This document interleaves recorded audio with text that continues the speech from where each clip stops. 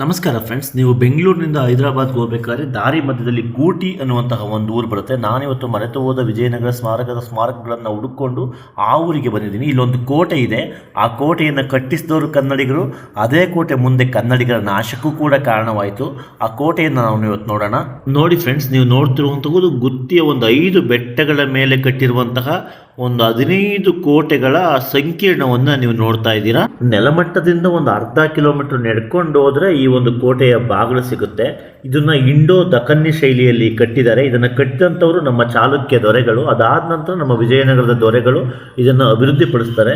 ನೋಡಿ ಫ್ರೆಂಡ್ಸ್, ಈ ಬಾಗಿಲುಗಳ ರಚನೆ ಎಷ್ಟು ಸಂಕೀರ್ಣವಾಗಿದೆ. ಯಾಕೆ ಹಿಂಗೆ ಮಾಡಿರ್ತಿದ್ರು ಅಂತ ಅಂದ್ರೆ, ಶತ್ರುಗಳು ಆನೆಗಳ ಮೂಲಕ ನೇರವಾಗಿ ದಾಳಿ ಮಾಡಕ್ಕೆ ಸಾಧ್ಯವಾಗಬಾರ್ದು ಅಂತ ಈ ರೀತಿಯ ಹಾವಿನ ರೀತಿ ರಚನೆಯಲ್ಲಿ ಈ ಬಾಗಿಲುಗಳನ್ನು ನಿರ್ಮಾಣ ಮಾಡಿರ್ತಿದ್ರು. ಇದು ಒಟ್ಟು 7 ಸುತ್ತು ಇರುವಂತಹ ಕೋಟೆ. ಕೋಟೆಯ ಮೇಲೆ ಬತೇರಿಗಳಿದಾವೆ, ನೀರಿನ ಆವಾಸ ಸ್ಥಳಗಳಿದಾವೆ, ಜೈಲುಗಳಿದಾವೆ.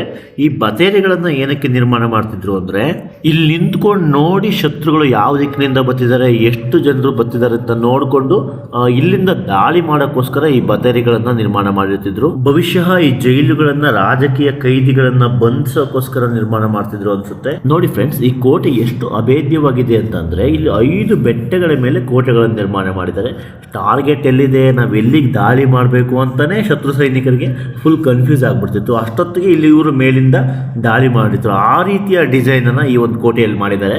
ಅದಕ್ಕೋಸ್ಕರ ನಮ್ಮ ವಿಜಯನಗರದ ಬುಕ್ಕರಾಯ ಈ ಒಂದು ಕೋಟೆಯನ್ನ ಕೋಟೆಗಳ ರಾಜ ಅಂತ ಕರೀತಾನೆ. ವಿಜಯನಗರ ನಾಶವಾದ ಮೇಲೆ ಈ ಕೋಟೆ ಬಹುಮನಿ ಸುಲ್ತಾನರ ವಶವಾಗುತ್ತೆ. ಬಹುಮನಿ ಸುಲ್ತಾನರ ನಾಶ ಆಗಿ ನಂತರದಲ್ಲಿ ಮರಾಠರ ಕೈಗೆ ಬಂದು ಕೊನೆಗೆ ಇದು ಬ್ರಿಟಿಷರ ಕೈಗೆ ಬರುತ್ತೆ. ಬ್ರಿಟಿಷರು ಇದೇ ಕೋಟೆಯಲ್ಲಿ ಕುತ್ಕೊಂಡು ನಮ್ಮ ಕನ್ನಡದ ದೊರೆ ಟಿಪ್ಪು ಸುಲ್ತಾನ್ನ ನಾಶಕ್ಕೆ ಪ್ಲಾನ್ ಅನ್ನು ರೂಪಿಸ್ತಾರೆ. ಓಕೆ ಸ್ನೇಹಿತರೆ, ಮತ್ತೊಂದು ವಿಡಿಯೋದಲ್ಲಿ ಮತ್ತೆ ಸಿಗೋಣ. ಧನ್ಯವಾದಗಳು.